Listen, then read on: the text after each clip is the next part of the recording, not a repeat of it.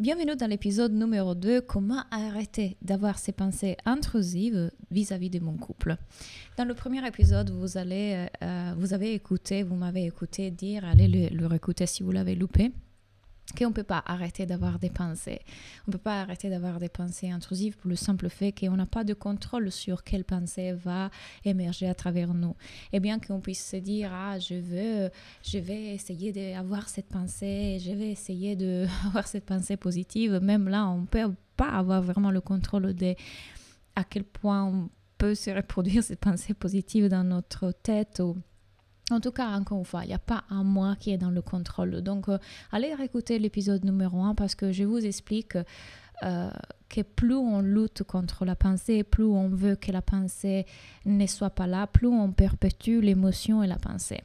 Et dans ce deuxième épisode, donc, on va continuer à aller plus en profondeur parce que je vais répondre à la question, mais du coup, pourquoi certaines personnes n'ont plus ces pensées obsessionnelles et intrusives vis-à-vis de leur couple.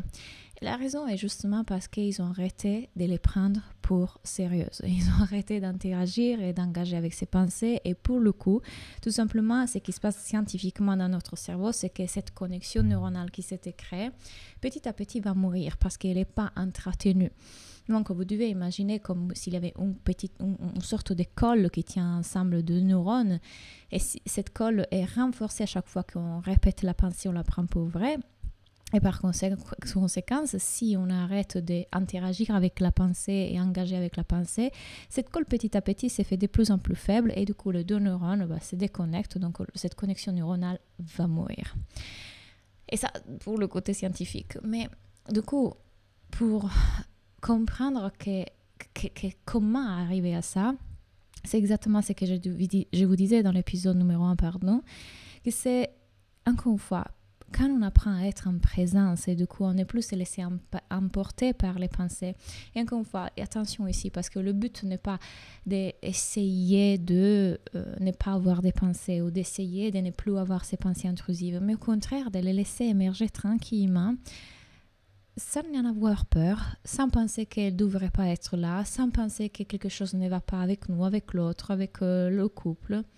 Juste laisser que ces pensées soient là.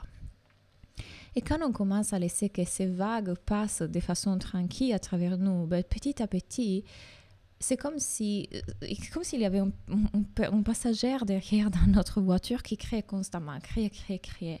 Et à bout d'un moment, au fur et à mesure qu'on arrête de l'écouter ou de réagir à ces cris, sa voix deviendra de plus en plus lointaine, de moins en moins forte et dérangeante. Donc tout simplement, ces pensées, on les écoutera presque plus. Ça fait 2 ans que je suis avec mon partenaire et toute la première année de notre relation, j'ai vécu le toc de couple. Et à bout d'un moment, tout simplement, ces pensées ont commencé à diminuer, partir, ne plus être vraiment là. Parfois, elles reviennent selon mon niveau de stress, mon niveau de mes hormones, mais elles ne reviennent jamais plus avec la même puissance et je ne les prends pas du tout pour vraies et donc je laisse qu'elles fassent leur cours. Mais pourquoi, du coup, on a ces pensées? Et pourquoi certaines autres personnes n'ont pas forcément ces pensées intrusives, des rejets, des dégoûts, des frustrations, des colères vis-à-vis de leur partenaire? Tout simplement parce que même que l'activité psychologique de notre cerveau soit la même, exactement la même pour chacun d'entre nous, ce qui se passe, c'est que la façon dont le cerveau a grandi dans un certain environnement, selon nos parents, selon la situation dans laquelle on s'est trouvé, il a plus ou moins enregistré certaines données et il a plus ou moins cru qu'il devait mettre en place un système de défense. Donc, dans mon programme Le chemin du cœur, je vais aller plus en profondeur dans tout ça. Et d'ailleurs, je vous parle des styles d'attachement et je vous explique quel est le rôle qui se joue. Si vous voulez en apprendre plus, allez regarder ma masterclass sur le message caché des doutes dans tes relations. Je mettrai le lien ici en bas. Là, je vais un peu plus en profondeur. Et ce qui se passe, c'est que la façon dont on a été en relation avec nos parents crée en fait des sortes de protections dans notre psyché. Donc, il peut y avoir des parties, moi je les appelle les parties en nous, des parties en nous qui sont en souffrance et des parties en nous qui veulent nous protéger de la souffrance et que du coup, dans le but de protéger, d'être rejeté, ne pas être aimé, être rejeté par le groupe, par la société,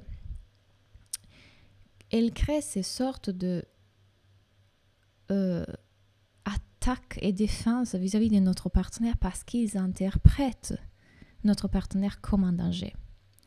Donc nos parties voient l'autre comme un danger, comme un reflet de tous ces possibles dangers auxquels on peut faire face. Donc si mon partenaire ne correspond pas à cette idée de beauté que j'avais envisagée toute ma vie, ben, du coup le danger ça pourrait être moins considéré moins valable aux yeux de la société. Donc il pourrait y avoir un sentiment d'insuffisance derrière qui fait que j'ai besoin de l'approbation de la société et des autres pour être bien, pour être en sécurité. Et donc, si mon partenaire ne correspond pas à ces critères de beauté de la société, ça va directement avoir une répercussion sur moi et donc je vais être moi pas acceptée par la société. C'est un exemple. Donc, forcément, je verrai mon partenaire comme pas attrayant et du coup, je le rejetterai, etc. Il y a plein d'autres exemples que je vous raconte d'ailleurs dans mon livre qui va sortir bientôt. Si vous êtes en train de regarder ça en avril 2025, mon livre n'est pas encore sorti, mais sortira probablement le mois prochain vers juin. Mais j'ai fait plein d'exemples de différentes clientes que j'ai eues qui, en fait, selon leur vécu et leur situation d'enfance, ils ont projeté dans leur partenaire certaines choses qui, au début, ils n'en avaient aucune conscience. C'est quelque chose de très enfoui et très inconscient que notre cerveau fait. Donc la relation est toujours le meilleur endroit pour aller guérir, le meilleur endroit pour aller voir ces endroits en nous qui ont besoin d'être écoutés, qui ont besoin d'amour. Et encore une fois, le nom de ce podcast est « Amour et tout ce qu'on est ». Amour est vraiment tout ce qu'on est, sauf qu'à cause de cette machine avec laquelle on vient sur Terre, on l'oublie. On oublie qu'on est en sécurité, on oublie qu'on est en paix, on oublie qu'on a déjà tout et on a besoin de rien. Et on est persuadé en grandissant qu'on a besoin que l'autre soit comme ça et pas comme ça pour que nous, on puisse être heureux. On projette sur l'autre tous les mythes et les croyances qu'on a eues sur l'amour, on projette sur l'autre les traumas et les blessures qu'on a vécues dans notre enfance. Et on projette sur l'autre cette idée de séparation en oubliant qu'on est déjà le tout et qu'à aucun moment on a manqué de rien et souvent toutes les choses qu'on demande à notre partenaire viennent juste indiquer ces endroits à nous où guérir. Et si chacun d'entre nous, plutôt qu'aller chercher à réparer notre partenaire, changer notre partenaire ou douter de la relation, c'est retourner en seconde à l'intérieur et aller regarder que si je souffre autant pour le fait qu'il ne m'offre pas de fleurs, il n'est pas romantique, il n'est pas sensuel. Peut-être qu'il y a quelque chose à regarder à l'intérieur de moi. Peut-être qu'il y a une partie qui est persuadée de perdre quelque chose si elle n'a pas ça, de ne pas s'assurer quelque chose si elle n'a pas ça. Je vous prends mon exemple. Pendant longtemps, dans mon couple, en fait, je ressentais une grande résistance, un grand rejet parce que j'avais comme la sensation que ma joie ne pouvait pas être, pas accueillie, mais disons que en ayant un sens de l'humour différent, par exemple, avec mon partenaire, ou alors le fait qu'il ne me fasse pas rigoler comme mon ex savait me faire rigoler, ou le fait qu'en parlant de langues différentes, il est anglais, moi je suis italienne et du coup il y a quand même une petite barrière linguistique, certaines choses se perdent. Du coup j'avais l'impression que, ou en tout cas cette partie à l'intérieur de moi, elle avait tellement peur de ne pas pouvoir être dans toute sa joie et dans toute son expression. Plus mon partenaire est dans le spectre de l'autisme, donc il y a certaines choses qu'il ne capte pas ou souvent il a besoin de silence. Bref, cette partie était tellement en alarme par rapport à ça. Et bien évidemment que mes parties protectrices, ce qu'ils veulent faire, c'est attaquer l'autre, ou juger l'autre, ou croire que le couple ne va pas, ou qu'il me manque quelque chose que lui ne me donne pas. Mais en faisant le travail que je vous propose et que j'ai eu la chance de rencontrer sur mon chemin, je suis allée vraiment regarder à l'intérieur. Et j'ai découvert, par exemple, cette fois, quand petite, j'ai rentré de l'école, toute enthousiaste, j'adorais l'école. Et je voulais faire un show pour mon père en faisant des imitations des maîtresses. Et du coup, je faisais la rigolote en espérant avoir son attention. Et mon père commence à me crier d'un coup. « Arrête, mais tu ne vois pas que je suis en train d'écouter la télé, tu me déranges là, arrête d'être débile !» Et il prend comment on dit, le truc pour lever, je n'ai pas le nom en français, il lève le volume en tout cas de la télé, c'est comme si à ce moment-là, il m'a mis en muet en fait. Et je me rappelle les larmes qui sortaient, la souffrance. Et en fait, ça, ces sentiments que ma joie n'était pas accueillie ou que je ne pouvais pas être en joie ou être moi-même, c'est la blessure qu'il avait derrière souvent, ce qui ressortait en tout cas dans mon couple quand je sentais que mon partenaire était trop sérieux. Ça me rappelait mon père. En tout cas, que je ne pouvais pas être en joie ou enthousiaste autant que je voulais. Ça me rappelait des blessures d'enfance. Et comme de l'autre côté, j'avais été validée par ma mère, surtout pour le fait d'être rigolote et drôle et joyeuse, ben, du coup, d'un côté, mon cerveau enregistrait « tu ne peux pas être en joie parce que sinon tu es rejeté » et « tu ne peux pas être autre chose que la joie parce que sinon tu n'es pas aimé ». Donc, quand j'ai rencontré Gavin, j'ai dû faire tout ce travail-là, d'aller découvrir qu'est-ce qui se cachait derrière ce deuil, cette douleur, cette souffrance que j'ai ressentie quand je croyais ne pas pouvoir être dans la joie que je voulais ressentir. Et vous voyez, j'ai appris une chose dans le chemin. Quand on exprime un besoin, mais que ce besoin vient d'un endroit de souffrance, là c'est toujours une blessure élémentale.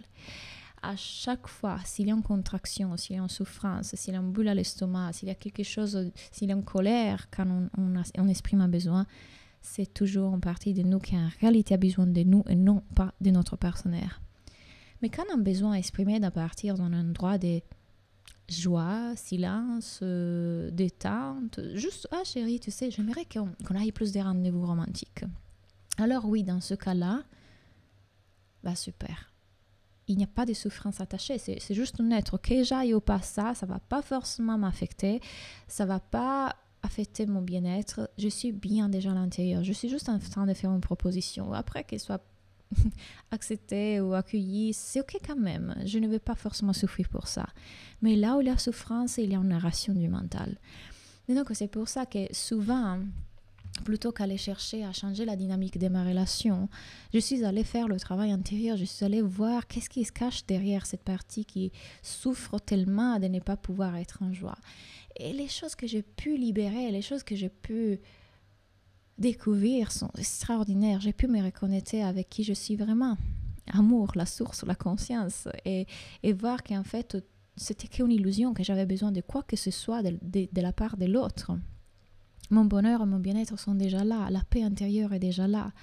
À l'occurrence, par exemple, il y a quelque chose que j'ai commencé à expérimenter, à comprendre à propos de cette chose autour de la joie, que mes parties blessées cherchaient la correspondance, la réciprocité de l'autre. Donc, si moi j'étais enthousiaste et j'ai raconté quelque chose avec enthousiasme, l'autre devait ajouter à ça avec son enthousiasme. Ah, c'est génial! Et du coup, on était tous les deux enthousiastes.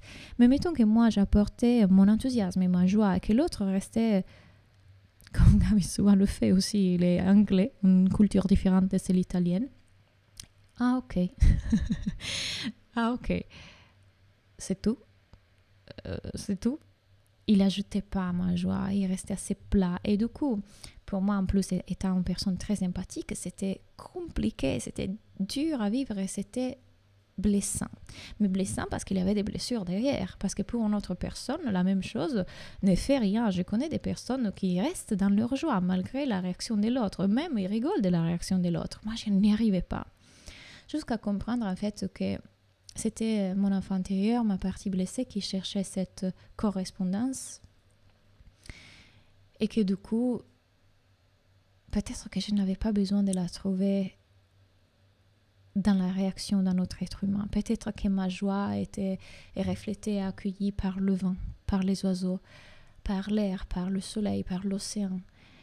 Elle était là, elle était célébrée et cette compréhension, en tout cas intégrer cette réalité dans laquelle ma joie n'est pas séparée de la vie qui est autour de moi. Je suis la vie et tout est la vie. Et du coup, si je laisse exprimer cette énergie qui va me traverser à ce moment-là, cette énergie est la vie.